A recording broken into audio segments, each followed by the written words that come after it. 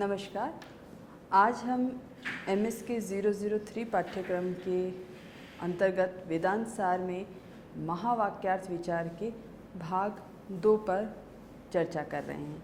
भाग 2 इसलिए मैं कह रही हूँ क्योंकि हमने पहले भाग में यह देखा कि तत्वमसि इत्यादि जो महावाक्य हैं उनके अर्थ का निर्धारण, और वह भी अखंड अर्थ का निर्धारण। अखंड अर्थ का निर्धारण मैंने आपको बताया अखंड अर्थ क्या होता है। तो उस अखंड अर्थ के निर्धारण के लिए हमें 3 प्रकार के संबंध बतलाए गए हैं।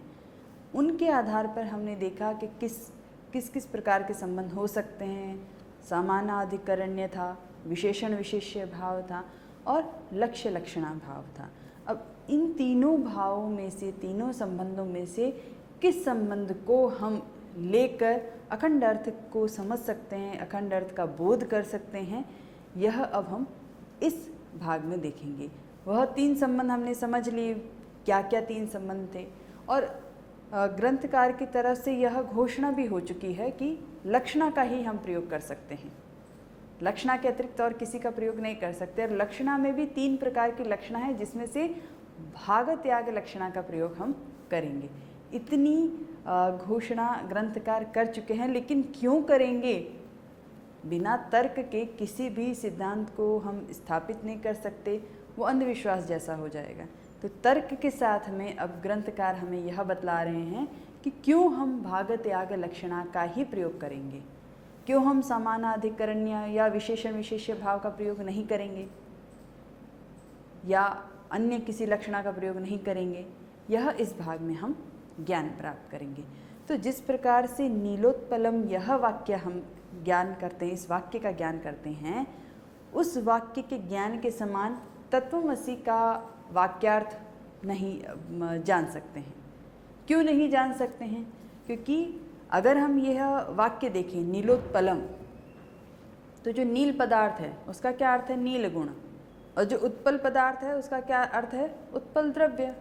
इनका कार्य क्या है कि वह क्या करेगा? शौकल्य, शौकल्य शुक्ल इत्यादि जो भी हैं, रक्त शुक्ल रक्त इत्यादि जो भी गुण हैं उन सब का व्यावर्तन करेगा, उनको दूर कर देगा।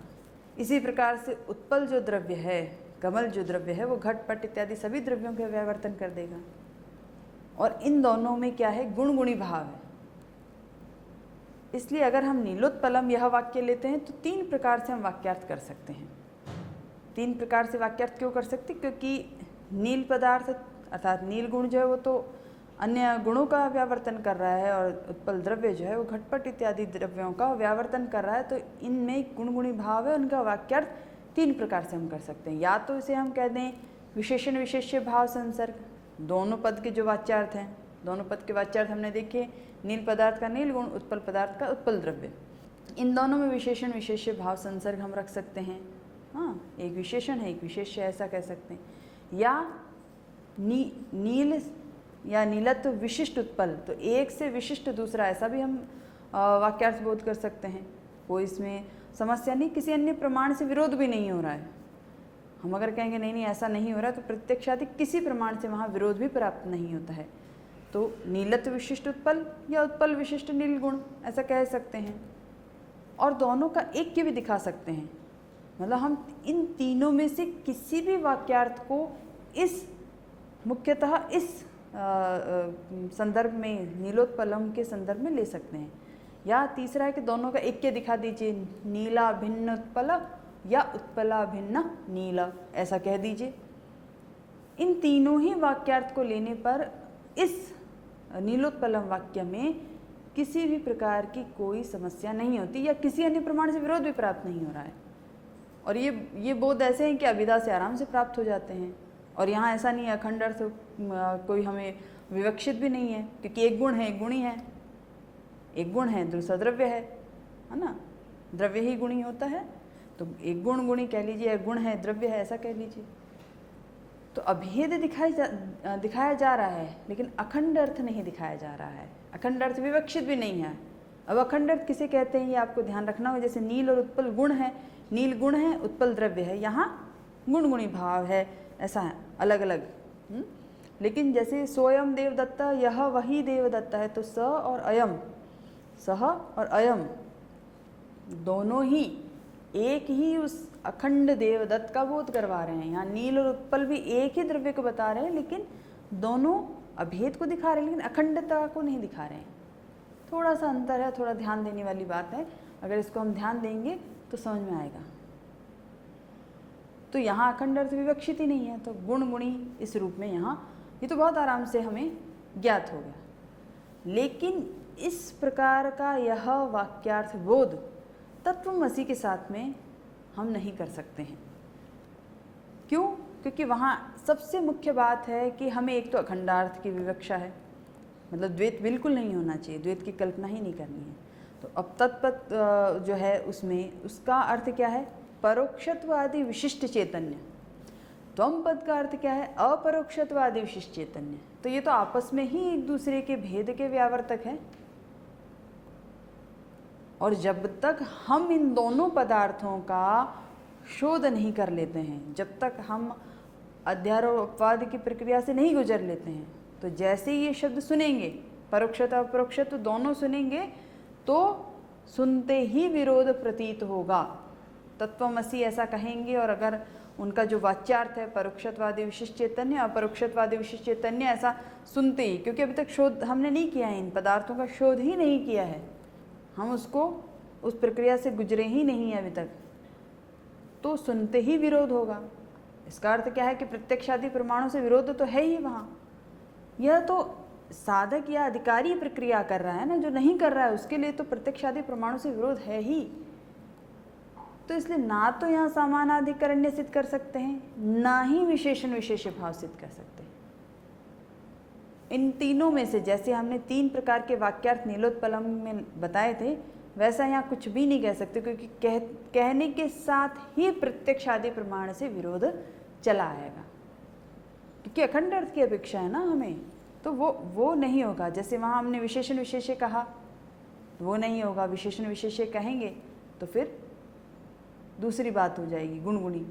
एक से विशिष्ट दूसरा, तो भी प्रत्यक्ष से एक से विशिष्ट दूसरा कैसे कह सकते हैं? या ये तो बिल्कुल नहीं कह सकते कि नीला भिन्न उत्पल जैसे कहा, वैसे परोक्षत्व भिन्न, ऐसा अपरोक्षत्व आदि विशिष्ट ऐसा नहीं कह सकते, संभव ही नहीं है। क्योंकि कहने के साथ ही प्रमाणों का प्रत्यक्ष आदि प्रमाण विरोधात वाक्यार्थः न संगच्छते, तो वाक्यार्थ बोध ही नहीं होता है। इसके माने ये हैं कि यहाँ हम विशेषण विशेष्य भाव या सामानाधिकरण्य, क्योंकि सामानाधिकरण्य भी ये है कि दोनों ही एक ही उसको एक ही दोनों पद अगर किसी एक दोनों ही पद यदि किसी एक पदार्थ को एक ही वस्तु को इंगित कर रहे हैं तो ठीक है, लेकिन यहाँ तो विरोध है और वो विरोध प्रत्यक्षादि प्रमाणों से चला आ रहा है, हम रोक ही नहीं सकते हैं। इसलिए यहाँ विशेषण विशेष्य भाव या सामानाधिकरण्य, इन दोनों से तो हमारा जो वाक्यार्थ बोध है वह संभव नहीं है। अब बात आती है कि महावाक्यार्थ बोध अभिधा से तो नहीं हो सकता, लक्षणा से हो सकता है। यह इतनी बात तो ग्रंथकार ने पहले ही हमें निर्धारित कर दी थी। अब लक्षणा के भी तीन प्रकार हमने देखे थे पिछले भाग में, उसमें से किस लक्षणा को स्वीकार किया जाए? ग्रंथकार ने घोषणा भी कर दी है कि भागत याग लक्षणा जहद अजहद लक्षणा का प्रयोग किया जाए, लेकिन क्यों किया जाए?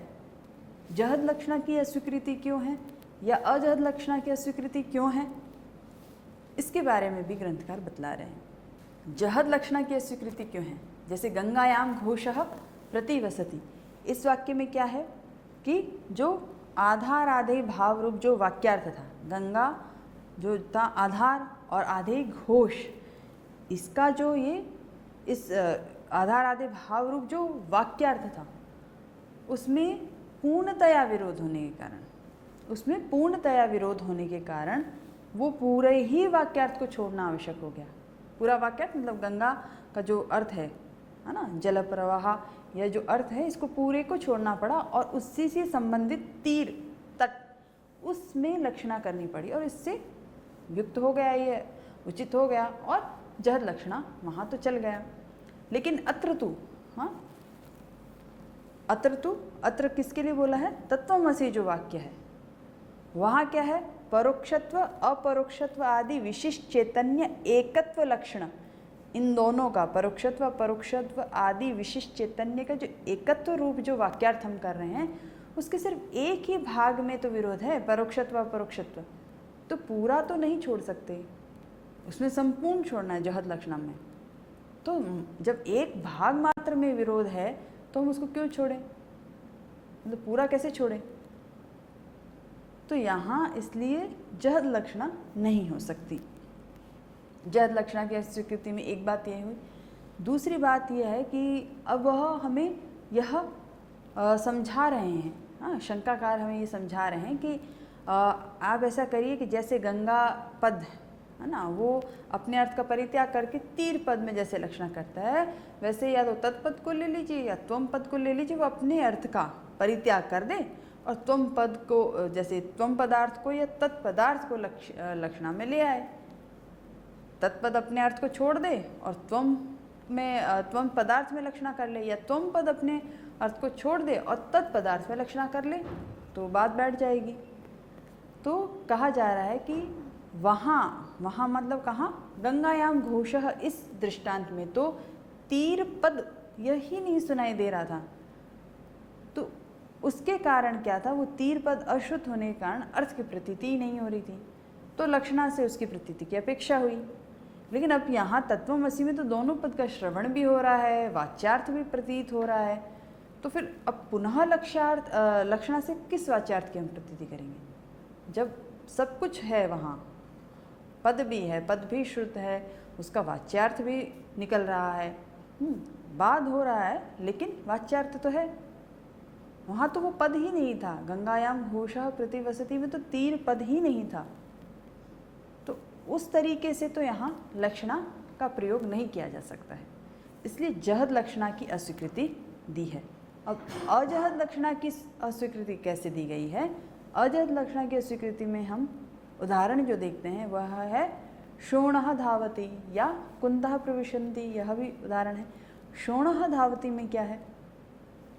शोण गुण है, तो गुण तो मतलब लाल रंग, तो वह तो गमन करेगा नहीं, तो इसकी यह जो भाग है, यह अर्थ जो है विरुद्ध हो गया, तो उसको छोड़े बिना ही उसका जो आश्रय है अश्व इत्यादि, उसको लक्षणा से ले आए, तो विरोध का परिहार हो गया, इसलिए अजहद लक्षणा वहाँ लग गई।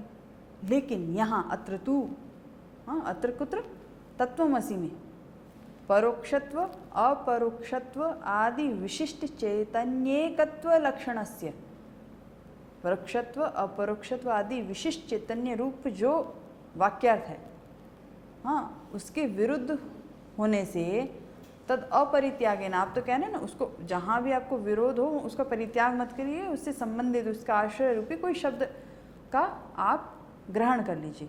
तब उस विरोध भाग का परित्याग किए बिना तत्संबंधिनः यस्य कस्यचित् अर्थस्य लक्षितत्वे अपि, अगर हम उससे संबंधित कोई पद ले भी आए, किसी अन्य अर्थ में हम लक्षणा भी कर लें, तब भी तो तद विरोध परिहार असंभवात, तब भी तो विरोध का परिहार तो नहीं हुआ, तब भी तो विरोध का परिहार नहीं हुआ। विरोध तो वहाँ वैसे के वैसे ही बना हुआ है। शोणः धावति, वहाँ जब विरोध हुआ तो आपने उस विरोध का तो मतलब उस जो पद विरुद्ध था उसका त्याग नहीं किया, उसके आश्रय के लिए कुछ और शब्द, कुछ और पदार्थ आप ले आए।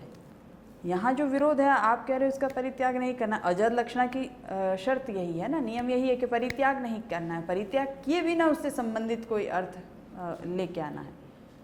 अब उस विरुद्ध अंश का परित्याग किए बिना ही अगर हम दूसरा कुछ ले भी आए तब भी विरोध का परिहार तो हुआ नहीं। शोणः धावति में विरोध का परिहार हुआ, लेकिन यहाँ विरोध का परिहार नहीं होता है। उस विरोध के परिहार के असंभव होने के कारण अजहद लक्षणा उस रूप में यहाँ नहीं लग सकती। एक बात ये हुई। दूसरी बात अजहद लक्षणा में एक यह है कि अब जब अजहद लक्षणा नहीं मानी तो एक शंका की गई कि आप क्या कर सकते हैं। यह उन्होंने हमारे सामने प्रस्तुत किया, एक सुझाव जिसे कह सकते हैं। क्या सुझाव प्रस्तुत किया है शंकाकार ने कि तत्पद लीजिए या त्वम पद लीजिए, किसी को भी ले लीजिए, जो स्वार्थ विरुद्धांश परित्यागेन, जो उनका विरुद्धांश है, जो स्वार्थ है उनका, है ना। जैसे तत्पद का अर्थ क्या है? परोक्षत्वादि विशिष्ट चैतन्य। ये विरुद्ध है किसके? त्वम पद के। त्वम पद का अर्थ क्या है? अपरोक्षत्वादि विशिष्ट चैतन्य, तो उसके विरुद्ध है। उस अंश का आप परित्याग कर दीजिए। और जो बचा हुआ भाग है, बचा हुआ भाग क्या हो गया? जैसे त्वम है, आपने तत् लिया, मान लीजिए त्वम पद है, और उस बचे हुए पद के साथ और पदार्थ के साथ। अब जैसे तत्पद है, तो तत्पद का जो विरुद्धांश है उसका परित्याग जब आपने कर दिया, तो जो अविरुद्धांश, अंशांतर सहित, मतलब जो विरुद्धांश, अविरुद्धांश जो बचा, मतलब चैतन्य मात्र जो बचा, उसका आप त्वम पदार्थ के साथ में लक्षणा कर दीजिए। उसे त्वम पद को उसको लक्षित करवा दीजिए उससे। कहने का क्या अर्थ है कि तत्पद है और त्वम पद है, तो तत्पद क्या करे? अपने स्वार्थ का परित्याग करे, जो कि विरुद्धांश है, जो विरुद्ध है त्वम पद के, या त्वम पद कर ले, कोई भी कर ले एक उनमें से।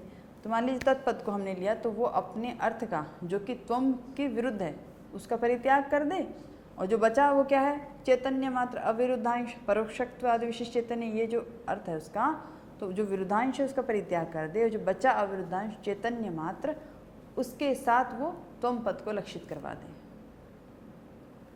तो तत्पद का फिर अर्थ क्या हो जाएगा? अविरुद्धांश चैतन्य प्लस अपरोक्षत्वादि विशिष्ट चैतन्य। हाँ, या फिर त्वम पद यह प्रक्रिया कर ले, कोई भी कर ले, दोनों तरफ से हम कर सकते हैं, ऐसा कर लीजिए। इस शंका का समाधान यह दिया कि लक्षणा से दो व्यापार संभव नहीं है। लक्षणा से नहीं, कोई भी कर्म एक बार कोई कार्य कर रहा है और उससे अगर वो विरत हो गया तो पुनः वही व्यापार नहीं करेगा। मान लीजिए जो शब्द हमने बोला वही शब्द हम दोबारा बोलेंगे तो वही नहीं है, वह उसके सदृश है, उसके जैसा है, तो वही नहीं है। वो कर्म एक बार होके विरत हो गया, फिर पुनः वही नहीं है, उसके जैसा है। तो जो लक्षणा आप एक बार प्रयोग कर रहे हैं कि विरुद्धांश का परित्याग कर दीजिए और अविरुद्धांश को लक्षित कर लीजिए, तो एक बार आपने लक्षित करवा ही लिया है, फिर दोबारा से आप दूसरे पद के वाच्यार्थ को भी लक्षित करवाएंगे तो दो व्यापार संभव नहीं है। आपने दोनों के अविरुद्धांश को लक्षित करवा लिया है, अब आप कह रहे हैं उस अविरुद्धांश के साथ तत्पद या त्वम पद, जो दूसरा पद जो भी बचेगा, अगर तत् ले रहे हैं तो त्वम बचेगा, उसके वाच्यार्थ को भी लक्षित करें, तो यह संभव नहीं है। एक बार कर्म करके जब विरत हो जाए कोई भी, तो लक्षणा के साथ भी नियम हो गया कि भाई दो व्यापार संभव नहीं होंगे। इसके अतिरिक्त जब दूसरा पद तो हमें वाच्यार्थ उसका हमें ज्ञात ही है, विदा से ज्ञात तो हो ही रहा है, तो फिर लक्षणा से उसकी प्रतीति क्यों करवानी है? लक्षित उसको करवाया जाता है जहाँ उसका वाच्यार्थ बाधित हो रहा हो। वो अगर हम इस पूरे वाक्य को ना लें तो त्वम पद अपने वाच्यार्थ को तो बता ही रहा है, तो उसको फिर लक्षणा से बताने का क्या अर्थ है? इसलिए अजहद लक्षणा का भी प्रयोग नहीं हो सकता। तो तत्त्वमसि में परोक्षत्वादि विशिष्ट चैतन्य और अपरोक्षत्वादि विशिष्ट चैतन्य की एकता रूप वाक्यार्थ का जो एक भाग में विरोध होने से क्या है, परोक्षत्वादि विशिष्टत्व रूप और अपरोक्षत्वादि विशिष्टत्व रूप, इस विरुद्धांश को छोड़ देंगे और अविरुद्ध अखंड चैतन्य मात्र को भाग त्याग लक्षणा के द्वारा हम ग्रहण करेंगे। इसके लिए यह हमें क्या बताएगा? महावाक्यार्थ के अखंड अर्थ का बोध करवाएगा।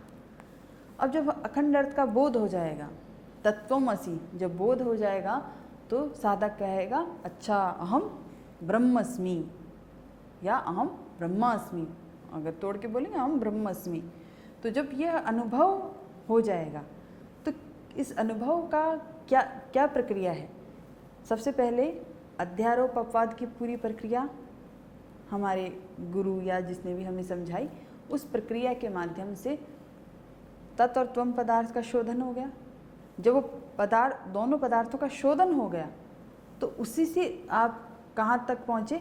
महावाक्य के अखंड अर्थ के बोध तक आप जब पहुँचे। जब वो बोध हो जाता है तो अनुभव रूपी चित्तवृत्ति का उदय होता है, अहम ब्रह्मास्मि, ऐसा ज्ञान हुआ, आपको अनुभव हुआ, और वह क्या ज्ञान होता है कि मैं कैसा हूँ, नित्य हूँ, शुद्ध हूँ, बुद्ध हूँ, मुक्त हूँ, सत्य, परमानंद, अनंत, अद्वय ब्रह्मी ही हूँ, ऐसा। क्योंकि तत्वमसि, तत् क्या है, त्वम क्या है, ये पूरा जब हमने जान लिया, पदार्थ क्या है, विरुद्धांश क्या है, विरुद्धांश क्या है, तो यह ऐसी उस अखंड ब्रह्म के आकार से आकारित, उस अखंड ब्रह्म के आकार से आकारित चित्तवृत्ति का उदय हो गया। अब जब चित्तवृत्ति का उदय हो गया तो वह चित्तवृत्ति, अब इसको पहले जानने के लिए सबसे आवश्यक है कि हम एक बिंदु जान लें कि ज्ञान कैसे होता है। बुद्धि से मन और मन से इंद्रिय, ऐसा संपर्क होता है और इंद्रिय विषय तक जाती है। फिर उस विषय के आकार से आकार चित्तवृत्ति का उदय होता है और वह चित्तवृत्ति पुनः बुद्धि तक आती है और वहाँ जो प्रतिबिंबित चैतन्य है, जो हम हैं, एक शुद्ध चैतन्य और जो जीव इत्यादि वो प्रतिबिंबित चैतन्य, तो वो जो चैतन्य है अंतःकरण में या हमारे अंदर, वो चैतन्य उस विषय को प्रकाशित करता है, प्रकट करता है। जैसे आप किसी अंधेरे में जाके कोई विषय तो उठा लाए, लेकिन टॉर्च जब आप मारते हैं तो आप उसको और क्लियरली देख पाते हैं, एकदम स्पष्ट रूप से आप उसको देख लेते हैं। तो विषय तो आप ले आए, लेकिन जब तक वो प्रतिबिंबित चैतन्य उसको प्रकाशित नहीं करेगा तब तक उस विषय का ज्ञान नहीं होगा। तो यह प्रक्रिया है। इस विषय पे हम वृत्ति व्याप्ति फल व्याप्ति पर आएंगे, लेकिन ये विषय है। तो जब आप ब्रह्म को ही विषय बना रहे हैं, हमारे वेदांत या वेदांतसार का ज्ञान प्राप्त करने का प्रयोजन यही है कि हम ब्रह्म विषयक ज्ञान प्राप्त करें। तो जब ये सारी प्रक्रिया करते हुए अध्यारोपपात की प्रक्रिया की, फिर और तत्व पदार्थ का शोधन किया, फिर अखंड अर्थ का जब बोध हुआ, तब विषय क्या बना, ब्रह्म। तो उसके आकार से आकारित चित्तवृत्ति का उदय तो हो गया। अब वो चित्तवृत्ति वापस कहाँ आएगी, बुद्धि के पास में, और वहाँ जो है प्रतिबिंबित चैतन्य का प्रकाश पड़ेगा, वो उसको प्रकाशित करेगी। तो वो जो चित्त प्रतिबिंब या जिसे चिदाभास भी कहा है, उसके साथ वो चित्तवृत्ति ब्रह्म को विषय बना रही है। और ब्रह्म को विषय बनाने का अर्थ ये नहीं, ब्रह्म तो विषय बन ही नहीं सकता है एक प्रकार से देखा जाए तो, लेकिन कहने का अर्थ है कि ब्रह्म की ओर अभिमुख होते हुए, हाँ, तो ब्रह्म विषय जितना अज्ञान है, जैसे वो लाइट पड़ती है तो उस विषय के संबंध में जितना अज्ञान था वो चला जाता है, वैसे ही ब्रह्म विषय सारा अज्ञान का बाद हो जाता है। तो वो चित्तवृत्ति वापस वहाँ गई तो चिदाभास के सहित, हाँ, उस पूरे अज्ञान का बात कर दी थी। अभी इसमें भी कई बिंदु छिपे हुए हैं, सिर्फ अभी भाषा के रूप में इसको सिर्फ बताया जा रहा है। क्या वास्तव में चिदाभास रहता है ब्रह्म विषयक चित्तवृत्ति के साथ या नहीं, ये हम आगे जानेंगे। फिर जब ब्रह्म विषय का ज्ञान का बाद ही हो गया है ना, जब आपकी चित्तवृत्ति उधर अभिमुख हुई तो उससे संबंधित अज्ञान का बाद हुआ। जब अज्ञान का बाद हो गया तो अखंड ब्रह्म के आकार से आकारित चित्तवृत्ति का भी बाद हो गया। क्यों? क्योंकि अज्ञान को हमने देखा कि अज्ञान ही विक्षेप शक्ति के द्वारा सृष्टि का उद्भावन करता है ब्रह्म में। तो वही कारण हुआ ना, वही सृष्टि का प्रयोजक हुआ, उपाधि या कारण कह लीजिए। जैसे अगर तंतु जल जाएंगे तो पट भी नष्ट हो जाएगा, वैसे ही इस पूरे कार्य जगत का कारण कौन है? अज्ञान। जो वही बाधित हो जाएगा, हाँ, बाधित होने का मतलब नहीं नष्ट नहीं है, मतलब यहाँ हमने नष्ट कह रहे हैं, लेकिन बाधित होना, बाधित होने का क्या अर्थ है? तो हमें पता लग जाएगा कि यह सही नहीं है, हाँ, यही सत्य नहीं है, मिथ्या है ये, ऐसा जब हमें पता लग जाता है। जब वो कारण ही नष्ट हो गया ज्ञान, तो उसका जो ये कार्य है पूरा संसार, उसका बाद हो गया। जब संसार का ही बाद हो गया तो उसके अंदर रहने वाली जो अखंड आकार से आकारित चित्तवृत्ति है वो भी तो बाद हो गई। वो चित्तवृत्ति भी उसी संसार में ही तो उत्पन्न हो रही है, अन्यथा उत्पन्न ही नहीं होती, तो उसका भी बाद हो गया। तो ये पूरी प्रक्रिया है, विषय तक गई, विषय को लाके चिदाभास के साथ में फिर जितना भी उससे संबंधित अज्ञान था वो चला गया तो उसके अज्ञान के साथ साथ वो चित्तवृत्ति भी चली गई। जब चित्तवृत्ति भी चली गई तो क्या बचा? वो विषय स्वयं बचा, अखंड ब्रह्म बचा। तो ये ब्रह्म का साक्षात्कार इस प्रकार से होता है। इसको अभी और हम समझ रहे हैं। इसी क्रम में आता है वृत्ति व्याप्ति फल व्याप्ति। जैसे मैंने आपको बताया कि बुद्धि से मन का संयोग हुआ, फिर इंद्रिया, फिर विषय तक गई, और विषयाकाराकारित चित्त वृत्ति का जो ये उदय हुआ, इसको हम कहेंगे, हाँ, इसको हम कहेंगे वृत्ति व्याप्ति। जब किसी भी विषय का ज्ञान प्राप्त करें तो दो क्रियाएं हो रही हैं। विषय के आकार से आकारित चित्त वृत्ति का जो उदय हो रहा है वहाँ तक, यह कहलाएगा वृत्ति व्याप्ति। फिर वही चित्त वृत्ति जब प्रतिबिंबित चैतन्य के द्वारा विषय को प्रकाशित कर रही है ना। आप अंधेरे में कुछ उठा के लाए, जब टॉर्च डाली तो टॉर्च डालने से जो आपको ज्ञान प्राप्त हो वो फल व्याप्ति है। वो उसकी रोशनी से, उसके प्रकाश से आपको जो ज्ञान हो वो फल व्याप्ति है। तो उस प्रतिबिंबित चैतन्य से आपको उस विषय का प्रकाश होगा, प्रकटीकरण होगा, वो फल व्याप्ति है। लेकिन ब्रह्म में क्या है, ब्रह्म ज्ञान में क्या है कि जो उस अखंड ब्रह्म के आकार से आकारी जो चित्त वृत्ति है, जब वो जाएगी प्रतिबिंबित चैतन्य में, तो क्या वो प्रकाशित प्रतिबिंबित चैतन्य उसको प्रकाशित कर सकता है? दीपक की ज्योति को प्रकाश, दीपक का जो प्रकाश है वो क्या सूर्य के प्रकाश को प्रकाशित कर सकता है? वो तो उससे अभिभूत ही हो जाता है। तो प्रतिबिंबित चैतन्य शुद्ध चैतन्य को क्या प्रकाशित कर सकता है? तो स्वयं ही प्रकाशित है।